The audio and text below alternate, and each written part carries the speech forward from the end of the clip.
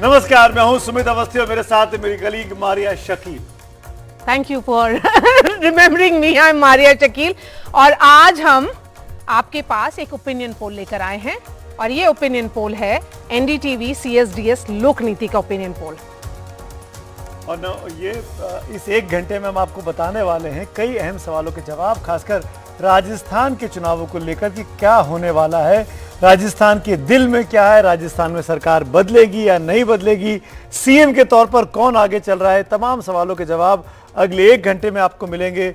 किस जाति के किस व्यक्ति को कितने वोट मिल सकते हैं, दलित कहां जा रहे हैं, ओबीसी कहां जा रहे हैं, जाट क्या सोच रहे हैं, राजपूत क्या सोच रही हैं, महिलाएं क्या सोच रही हैं, ये सबसे अहम सवालों के जवाब। ये सबसे अहम है कि महिला किधर जा रही है, क्योंकि राजस्थान की महिलाएं अभी तक कोई कास्ट न्यूट्रल कॉन्स्टिट्यूएंसी के तौर पर उभरी नहीं थी। इसके साथ साथ हम ये बताएंगे कि राजस्थान में सबसे बड़ा चुनावी मुद्दा क्या है।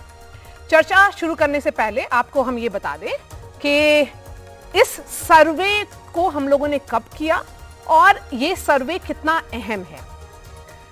ये सर्वे हुआ है 24 से 30 अक्टूबर के बीच में और 30 विधानसभा क्षेत्रों में हुआ है। 3032 सैंपल साइज है। मैं ये सवाल डायरेक्टली संजय कुमार के साथ पूछूंगी। संजय कुमार प्रोफेसर CSDS हमारे साथ जुड़ रहे हैं। अविनाश कल्ला हैं वरिष्ठ पत्रकार, अमिताभ तिवारी हैं राजनीतिक रणनीतिकार, शहजाद पूनावाला हैं प्रवक्ता भाजपा के, नीरजा चौधरी वरिष्ठ पत्रकार, रोहन गुप्ता प्रवक्ता हैं कांग्रेस के। सबसे पहले सवाल ये संजय कुमार जी, ये जो सैंपल साइज है आप उसको किस तरह से देख रहे हैं? मारिया, सैंपल साइज की ज्यादा बात नहीं होती है, सब उससे ज्यादा जरूरी है कि आपका सैंपल कितना रिप्रेजेंटेटिव है। लोगों को यह लगेगा 3000 का सैंपल तो बहुत छोटा है। हाँ, नंबर्स के हिसाब से तो छोटे हैं, लेकिन अगर आप देखें कि क्या यह 3000 का सैंपल पूरे राजस्थान के मतदाताओं का प्रतिनिधित्व करता है। अगर आप इसके प्रोफाइल को देखें, रूरल अर्बन, आपने विभिन्न मतदाताओं की बात की, दलित, आदिवासी, मुस्लिम और तमाम अलग अलग वेरिएबल्स में देखें तो आपको दिखेगा कि ये 3000 से जो कुछ ज्यादा लोगों का हमने इंटरव्यू किया वो लगभग वैसा ही है जैसा प्रोफाइल राजस्थान के मतदाताओं का है। और दूसरी अहम बात, आजकल तमाम सर्वेस टेलीफोन पर होते हैं, आप फील्ड में जाते नहीं हैं, ये फेस टू फेस इंटरव्यू है। एक एक मतदाताओं से घर पे उनके बातचीत की गई है एक लंबे क्वेश्चनर के द्वारा। मुझे लगता है ये दो चीजें हैं जो इस सर्वे को एक विश्वसनीय सर्वे बनाता है, एक रिलायबल सर्वे है। संजय जी आएंगे आपके पास और तमाम मेहमानों के पास भी चलेंगे। अब बगैर वक्त गवाए, क्योंकि हम काफी देर से माहौल बना रहे हैं कि आखिरकार हुआ क्या है, सर्वे में क्या है, हम आप एक एक करके सवाल सामने रखते हैं।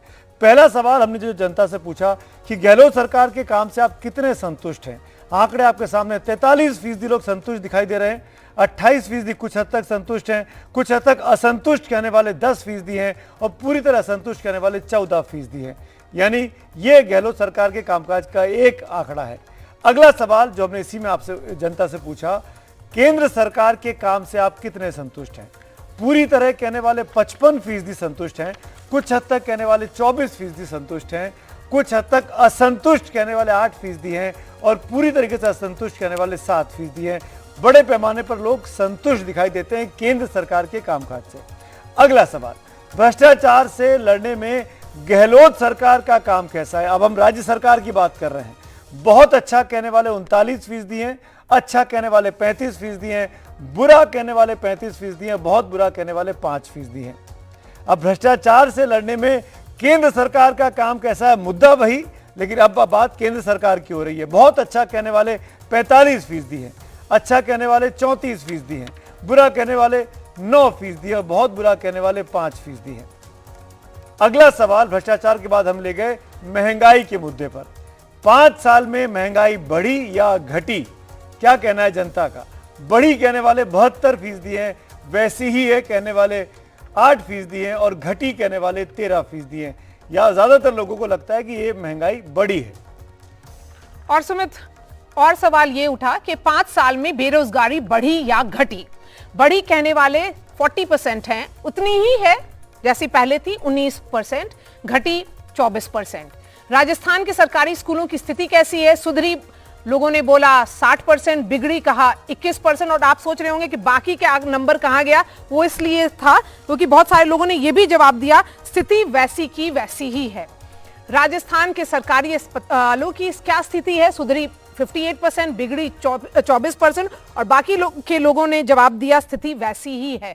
राजस्थान में बिजली की स्थिति 55% लोगों ने कहा सुधरी, बिगड़ी 29%। राजस्थान में पेयजल की स्थिति 50% लोगों का कहना है सुधरी है, 32% कहते हैं बिगड़ी। राजस्थान में महिला सुरक्षा की स्थिति, यह बहुत ही अहम मुद्दा बन गया है इस चुनाव में। सुधरी 37% और बिगड़ी 30% महिलाओं ने कहा। राजस्थान में कानून व्यवस्था की स्थिति है 34% लोगों ने कहा सुधरी है, बिगड़ी है 32% और बाकी लोगों का कहना था स्थिति वैसी की वैसी ही है। यानी कुल मिलाकर देखा जाए तो आंकड़े बहुत ही ऐसे लग रहा है कि नेक टू नेक लड़ाई की ओर हम आगे बढ़ रहे हैं। एक क्विक रिएक्शन पहले संजय जी आप ही का लेता हूं, फिर मेहमानों के पास चलते हैं।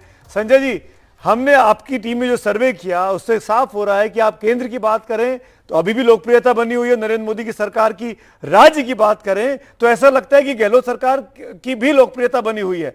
मैं आपसे पूछना चाह रहा हूं, अगर तुलना होगी, क्योंकि ये तो सेमीफाइनल है, हम फाइनल की ओर जा रहे हैं, अभी प्री बोर्ड चल रहे हैं, बोर्ड की हम जा रहे हैं 24 की ओर, तो कहां पर हम इस वक्त दिखाई दे रहे हैं, किसकी स्थिति मजबूत दिखाई दे रही है?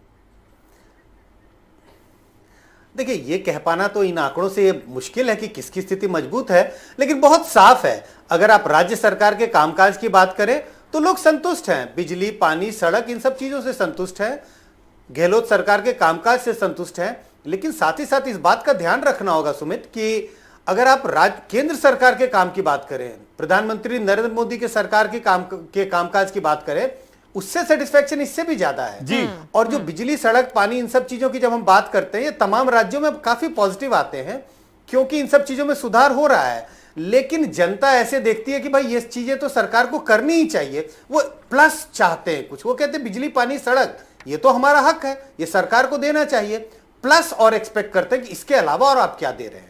हाँ, क्योंकि आपने एक बहुत अच्छी बात बोला कि केंद्र सरकार के काम से कितने संतुष्ट हैं, वो परसेंटेज है 55% पूरी तरह, और गहलोत सरकार से कितने संतुष्ट हैं वो नंबर है 43%। सो इस तरह से अगर हमको ये माना जाए, क्योंकि ये सीएम का चुनाव है, पीएम का चुनाव नहीं है संजय जी, तो फिर ये 55% और 43% पर है। हाँ बिल्कुल, ये सीएम का चुनाव है, ये पीएम का चुनाव नहीं है।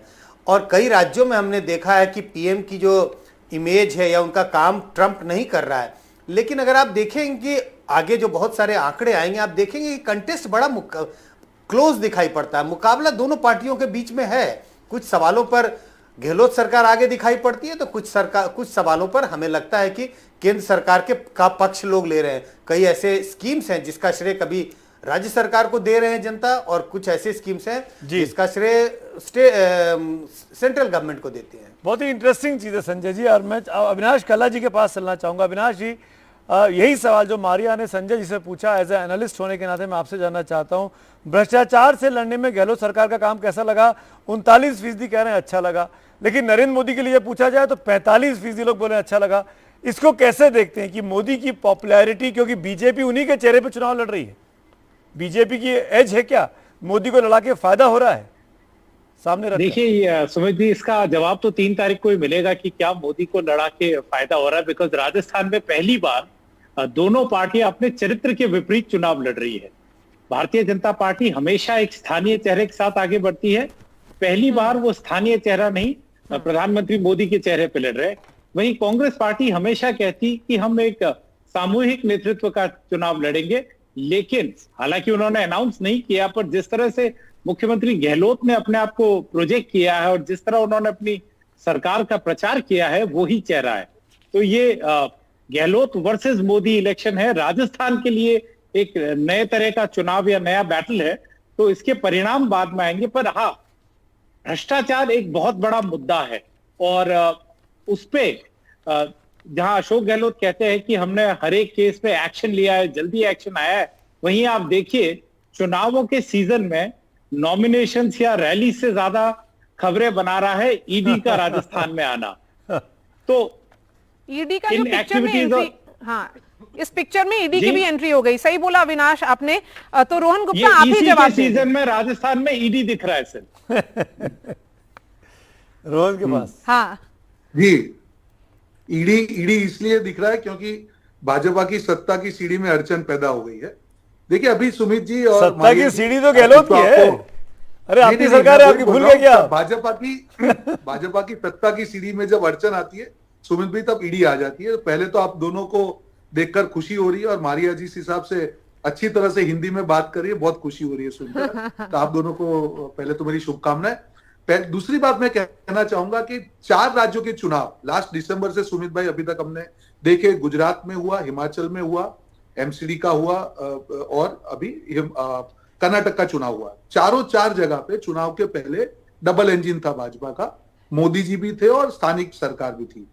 4 में से 3 जगह भाजपा की सरकार चलेगी और दूसरी पार्टी, एक जगह आम आदमी पार्टी, 2 जगह पे कांग्रेस पार्टी की सरकार है। हमको एक चीज समझना पड़ेगा कि जो भाजपा की रणनीति है कि नहीं सिर्फ एक ही नेता के नाम पे वोट मांगेंगे, कर्नाटक में भी वही चेहरा थे, हिमाचल में भी वही चेहरा थे, एमसीडी में भी वही चेहरा थे, जनता ये स्वीकार नहीं करेगी। जनता जब स्टेट के चुनाव होते हैं, हमारे संविधान में चुनाव अलग अलग इसीलिए है क्योंकि हर चुनाव के मुद्दे अलग होते हैं, हर चुनाव के नेता अलग होते हैं, हर चुनाव के मायने अलग होते हैं। ये भाजपा का जो दिमाग में है कि 1 नेशन 1 इलेक्शन, वो थोपने की जो बात करे, इसी का प्रतिकार हमको ये परिणाम में दिख रहा है। अगर आपने हिमाचल के या कर्नाटक के चुनाव देखे होंगे, सिर्फ मोदी जी के नाम पे चुनाव लड़े वो लोग, और क्यों हार हुई? कोई स्थानिक नेता नहीं है। कब तक आप करेंगे ना? आप जब लेकिन बात रोहन, करें और मुद्दों की जी। लेकिन रोहन, हिमाचल के चुनाव में तो आप भी कलेक्टिव लीडरशिप पे गए थे। बिल्कुल नहीं। हमारी जो लोकल लीडरशिप थी, सुक्खू जी हो या जो भी, अग्निहोत्री जी, सब लोग हम उनके ही चेहरे पे लड़े और उन्हीं के नाम पे हमने वोट भी मांगे। तो लेकिन सबसे बड़ा चेहरा तो प्रियंका गांधी का था वहां पर। बिल्कुल सारे बिल्कुल पोस्टर्स में वो सबसे पहले कैंपेन- प्रियंका गांधी थी। बिल्कुल नहीं, वो कैंपेन कर रहे थे। मैं आपको कर्नाटक की भी बात कर रहा हूं। कर्नाटक में किसके नाम पे हमने चुनाव लड़ा? सिद्धारमैया जी, डीके शिवकुमार, हमारे स्थानिक नेता आगे थे और उन्होंने कर्नाटक में उनके कद्दावर नेता येदुरप्पा जी को पीछे छोड़ के मोदी जी को आगे किया, जिसका खामियाजा भाजपा को भुगतना पड़ा। चलिए ठीक है, राजस्थान में भी भाजपा वही के होगा। प्रवक्ता मेरे साथ जुड़ गए शहजाद स्टूडियो में। शहजाद, सुन रहे लगातार नरेंद्र मोदी को लेकर वो कह रहे हैं कि जहां जहां उनका चेहरा रखते हैं बीजेपी हार रही है। रिसेंट के चुनाव के रिजल्ट ये दिखा रहे हैं। रोहन गुप्ता का यह तर्क है, जबकि सर्वे के रिजल्ट जो दिख रहे हैं उसमें साफ दिख रहा है कि नरेंद्र मोदी और उनकी सरकार की नीतियों की लोकप्रियता राजस्थान के लोगों के बीच में बनी हुई है। देखिए, PM रोहन बना गुप्ता दीजिए जी उनको, मोदी जी की को। मजबूरी ये है कि राहुल गांधी तो अशोक गहलोत जी के लिए कैंपेनिंग करने के लिए जाना भी नहीं चाहते, अभी तक तो गए भी नहीं है। उनका किस प्रकार से झगड़ा हो रहा है राजस्थान की सड़कों पर, लोग कहते हैं, क्योंकि मैं जयपुर से ही आ रहा हूं और जयपुर में मैं लगातार रह रहा हूं, वहां पर कहते हैं लूट, झूठ और फूट की सरकार है। लूट का तो आपको पता है, 17 पेपर लीक हो गया, जल जीवन घोटाला हो गया, उसमें किस प्रकार से वहां पर आज भी घोटालों के प्रमाण सड़कों पर मिलते हैं। कभी नोट की पर्चियां मिल जाती हैं, कभी चांदी मिल जाता है, सोने की ईंटें योजना भवन में मिल जाती है। तो लूट का तो वहां पर अप्रत्याशित, और इतना लूट है वहां पर। रिवर फ्रंट घोटाला जो हुआ है, शांतिलाल धारीवाल को अभी तक टिकट नहीं दे पा रहे हैं और उसको कोटा का कलमाड़ी भी कहते हैं। झूठ इस प्रकार का है, किसानों की कर्ज माफी की आपने, ये कह रहे हैं आप 19,400 किसानों की जमीन जो है नीलाम हो चुकी है, और प्रियंका जी कहकर है 21 लाख किसानों को कर्ज माफी दिया है। वहां पर 68 लाख किसान है, तो मतलब खुले खुले आप मान रहे हैं कि 40 लाख किसानों को तो कुछ नहीं मिला और बाकियों को 2-2, 3-3 रुपए मिले। झूठ इस प्रकार से बोलते हैं कि हाईएस्ट वैट, इलेक्ट्रिसिटी का टैरिफ, सारी चीजें राजस्थान में, हाईएस्ट अनएम्प्लॉयमेंट रेट 20% का 1 साल से चल रहा है वहीं पर। तो ये झूठ की सरकार है। और लूट के भी प्रमाण जो है, कांग्रेस के रिश्ते पेपर लीक माफिया के साथ है, सुरेश ढाका की पैरवी सलमान खुर्शीद करते हैं, गोपाल केसावत कहां से। और फूट इस प्रकार से है कि वहां पर 3 कांग्रेस है, एक है पायलट वाली कांग्रेस, दूसरी है बिना पायलट की परिवारवादी कांग्रेस, और तीसरी है गहलोत कांग्रेस। इतने दिनों तक तो वो लिस्ट डिक्लेयर भी नहीं कर पा रहे थे, अब जब डिक्लेयर किया है तो मुझे बताइए कि अभी तक महेश जोशी का नाम क्यों नहीं आया? आपकी सरकार इतना अप्रत्याशित काम कर रही है ना, अभी तक धारीवाल का नाम क्यों नहीं आया? अभी तक धर्मेंद्र राठौड़ का नाम क्यों नहीं आया? चलिए मान्यवर, ये बता दीजिए कि जाहिदा खान के खिलाफ आपके प्रदर्शन हो रहा है, वहां पर ममता भूपेश के खिलाफ प्रदर्शन हो रहा है, टिकट मिलने पर महेश शर्मा ने इस्तीफा दे दिया, अर्चना शर्मा के खिलाफ। मुझे लगता है कि झूठ और फूट है। सुमित भाई और मारिया, मैंने सोचा था कि एंकर आप 2 लोग हैं, चलो तीसरे एंकर की भी जवाब दे ही देते, क्योंकि एंकर बन जाते इमीडिएटली। देखिए, सवाल यहाँ पे एंकरिंग हो उन्होंने गए सवाल पूछे इतने ज्यादा, नहीं आपने सवाल पूछा तो मैं जवाब दे रहा हूँ, सुन लीजिए। आपने बताया, इतने सारे मुद्दे बताए, फिर भी आपको ईडी की क्यों जरूरत पड़ रही है? अगर आपके नेताओं में दम होता तो ईडी को क्यों आगे करना पड़ रहा है आपको? आपकी मजबूरी है, आपको मालूम है वहां पे आपका कोई कदावर नेता नहीं। ये एकमात्र सरकार है जिसने 87% अपने वादे पूरे किए हैं। ये एकमात्र सरकार है जो 500 रुपए में सिलेंडर दे रही है। ये एकमात्र सरकार है जो 25 लाख का जो स्वास्थ्य बीमा दे रही है। आपकी सरकार में हिम्मत है क्या? आप तो उसको रेवड़ी कह रहे हैं, जो जनता को जो हमने वादे पूरे किए। कितनी आपकी सरकार की हिम्मत है कि 5 साल के बाद में अपना रिपोर्ट मैं बीच में इंटरवीन कर रहा हूं क्योंकि बहुत सारे आंकड़े हैं। सुमित जी, केवल एक वाक्य मैं बोलना चाहता हूँ, क्योंकि बार बार ये ईडी हमारे साथ विंडिक्टिव पॉलिटिक्स। भाई साहब, मुझे ये बताइए कि जवाहरलाल मीणा तो आपके विधायक है ना, वो कहते हैं टीकाराम जूली सर। एक सेकंड सर, मैं जवाब ही दे रहा हूँ। अब आप हैकलर बन चुके क्या? ट्रोल से बाहर निकल के आइए ना, ट्रोल भूमिका से बाहर निकल के आइए, प्रवक्ता बना दिए हैं आप। अभी ट्रोल नहीं है, प्रवक्ता बन गए। भाई साहब, थोड़ा तो अपने आप में सुधार कीजिए। अब मैं आप एंकर बन गए तो आप एंकर नहीं बना हूं, मैं अपना जवाब दे रहा हूं, सुन लीजिए। जूली, टीकाराम जूली के खिलाफ किसने बोला? जवाहरलाल मीणा। कौन है वो? आपके विधायक है, सुन लीजिए। भरत सिंह सोलंकी, भरत सिंह। जवाब दे दो। मैं नहीं सुमित जी, मैं अपनी बात कंप्लीट करूंगा। मैं क्योंकि पहले ही मुझे देर से बैठाया गया। मैं भरत सिंह इनके विधायक हैं, कहते हैं कि सुमित जी आपने एक बोला था। चलिए अमिताभ अपनी बात नहीं, एक सेकंड अपनी बात नहीं, लगातार इंटरप्ट कर रहे। Let me finish my statement. Bharat Singh इन्हीं के विधायक है। वो कहते हैं कि किस प्रकार से खनन मंत्री, खनन माफिया है वहां पर प्रमोद जैन भाया। ये क्या बीजेपी के हैं? ये क्या ईडी है? और जहां तक ईडी का सवाल है तो भाई साहब, ईडी की कार्रवाई को तो चुनौती आपने दी थी कि कर लीजिए। आपके बीएल सोनी वहां पे जो डीजी थे एसीबी के, वो कहते हैं कि बड़ी मछलियों को नहीं पकड़ा।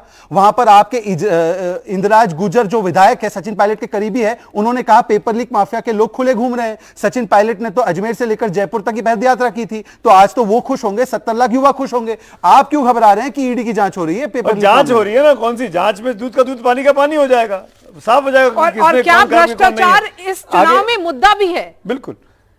मैं मेरे ख्याल से अगले सवाल ले लेना चाहिए। नीरजा जी हमारे साथ जुड़ गई हैं, हमारे साथ अमिताभ भी बने हुए हैं।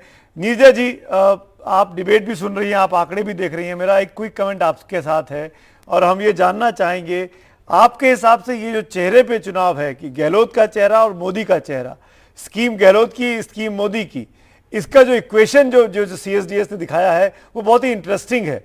आपके हिसाब से किसका पलड़ा भारी है? देखिए, मैं मानती हूँ कि दोनों का पलड़ा भारी है, लेकिन अलग अलग इलेक्शंस में है। जो राजस्थान, छत्तीसगढ़ जहाँ मैं घूमी हूँ, वहां जो लोग कह रहे थे, नौजवान तबका खास कह रहा था, किसान तबका खास कह रहा था कि गहलोत ने कांग्रेस को टक्कर की स्थिति में लाके रख दिया है। एक साल पहले जब हम गए थे तो इंटरनल सर्वे कांग्रेस के बता रहे थे कि 20 से 25 सीटें आएंगी 2023 में कांग्रेस की, इतना वॉश आउट था। अब भाजपा वाले कंसीड करते हैं राजस्थान के प्राइवेटली इस 75 से 80 तक गहलोत ले जा सकते हैं, जो उन्होंने कई सोशल वेलफेयर स्कीम्स की हैं जो आपने गिनाई हैं, और सीएसडीएस ने भी उसका वो किया है। तो टक्कर की स्थिति में है, पर भाजपा अकॉर्डिंग टू मी आगे है। और यही लोग जो कह रहे हैं, गवर्नमेंट सर्वेंट्स हैं उसमें, वो भी हैं, वो कहते हैं हम इस बार उन्होंने अच्छा काम किया, हम कांग्रेस को देंगे, लेकिन बड़े चुनाव में नरेंद्र मोदी। ये छत्तीसगढ़ में नौजवान कहते हैं और ये राजस्थान में भी ये नौजवान कहते हैं जी। तो दोनों जो आप कह रहे हैं ना कि मोदी का चेहरा, मोदी जो लोग वोट देंगे भाजपा को, और कई कारणों से देंगे राजस्थान में, और मैं मानती हूँ भाजपा आगे है, तो वो इसलिए देंगे कि मोदी वो सेंटर की स्कीम्स का जिक्र करते हैं, वो ये भी जिक्र करते हैं कि चेंज होना चाहिए। लेकिन हम लोगों का एक सवाल भी था, सीएसडीएस ने एक सवाल भी पूछा है, कौन बने सीएम? भाजपा का सीएम फेस का कौन पॉपुलर है वो भी हम दिखाएंगे। सो हमारे साथ जुड़े रहिए, यही हमारा कहना है। तो इसके साथ अमिताभ तिवारी, आपसे सवाल ये है कि ये जो भी फर्स्ट सेट ऑफ ग्राफिक्स हमने दिखाया, फर्स्ट सेट ऑफ डेटा जो आप देखे हैं, उसमें सबसे इंपॉर्टेंट आपके लिए क्या है जो शायद इलेक्शन को टर्न कर सकता है? मेरा आकलन थोड़ा सबसे अलग है। अगर आप अपने नंबर्स देखेंगे तो 74% लोग ये कह रहे हैं कि गहलोत सरकार ने जो करप्शन के ऊपर काम किया है वो बहुत अच्छा या अच्छा है। तो ये दिखाता है कि करप्शन कोई मुद्दा नहीं है चुनाव में, अगर ये नंबर्स करेक्ट है तो। That is number 1। नंबर 2, जहां आप सेटिस्फैक्शन रेटिंग की बात कर रहे हैं कि कितने लोग किस सरकार से खुश हैं। 43% गहलोत की सरकार से खुश हैं और 55% मोदी जी की सरकार से खुश हैं। अब 43% नंबर तो बहुत बड़ा दिखता है, लेकिन इसका मतलब यह भी है कि 57% लोग सरकार से खुश नहीं हैं, क्योंकि जो दूसरा ऑप्शन है आपका उसमें है हम कम संतुष्ट हैं। करेक्ट, कम संतुष्ट जो होता है वो उसका मतलब ही होता है कि वो it carries a negative connotation. तो 40 वर्सेस 57 है। और थर्ड जो लास्ट पॉइंट कहता हूं कि मुद्दे जो है वो साफ दिख रहे हैं आपके इस फर्स्ट ग्राफिक्स में ही। वुमेन सेफ्टी मुद्दा है, लॉ एंड ऑर्डर मुद्दा है, महंगाई मुद्दा है और बेरोजगारी मुद्दा है। चलिए, वेरी ट्रू। हाँ। इसकी इनफैक्ट अभी बहुत सारे ग्राफिक्स आने वाले हैं, और वो जो जैसे मारिया ने कहा कि सबसे बेहद दिलचस्प जो आंकड़ा होता है कि कौन किसका चेहरे पर भारी है, कौन ज्यादा आगे चल रहा है, उस पर भी हम आएंगे। लेकिन आगे आगे चलकर अभी आप बने रहिए हमारे साथ।